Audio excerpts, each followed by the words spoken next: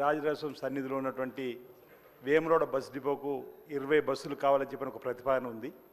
సుదూర ప్రాంతాల నుంచి వచ్చేటువంటి భక్తులకు మెరుగైనటువంటి రవాణా సౌకర్యాలు కల్పించడానికి కొత్తగా బస్సులు కేటాయింపు చేయాలని చెప్పని, దాంతోపాటు సిరిసిల్ల డిపో, కోరుట్ల డిపో, జైచా డిపో అయితే వేములవాడ దేవాలయానికి అనుబంధంగా ఉన్నటువంటి 4 ప్రాంతాల్లో కూడా బస్సులను కొత్తగా పెంచినట్టయితే బస్సుల సంఖ్యను సుదూర ప్రాంతాల నుంచి వచ్చేటువంటి భక్తులకు మరి మెరుగైనటువంటి సేవలు అందించే అవకాశం ఉంటుంది. కాబట్టి నేను మీ ద్వారా ఈ ప్రభుత్వాన్ని కోరుతాను, గౌరవ మంత్రివర్గాన్ని విజ్ఞప్తి చేస్తా ఉన్నా.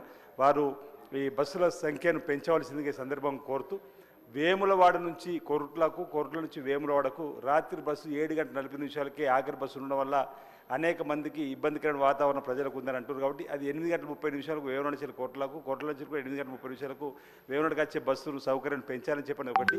హైదరాబాద్ నుంచి పోయే బస్సులు కూడా ఆ ప్రాంతానికి రాత్రి తర్వాత వస్తలేవంటూ దాన్ని కూడా ప్లాన్ ప్రకారం ఇవ్వాలని చెప్పని మంత్రి గారిని కోరుతూ, ఈ సందర్భంగా మరి రెవెన్యూ శాఖ మంత్రులు పొంగులేటి శ్రీనివాసరెడ్డి గారికి ఇంత ప్రశ్నలో నాకు అవకాశం ఇవ్వాలని కోరిన. కొత్తగా మండలాలు ఏర్పాటు చేయాలని చెప్పినటువంటి అంశం వచ్చినప్పుడు మా నియోజకవర్గంలో మనేగూడ గ్రామ మండలంగా డిమాండ్, దయచేసి అది కూడా ఆలోచించవలసిందిగా సందర్భం వచ్చినప్పుడు చూడాల్సింది కోరుతాం. సభ్యులు డాక్టర్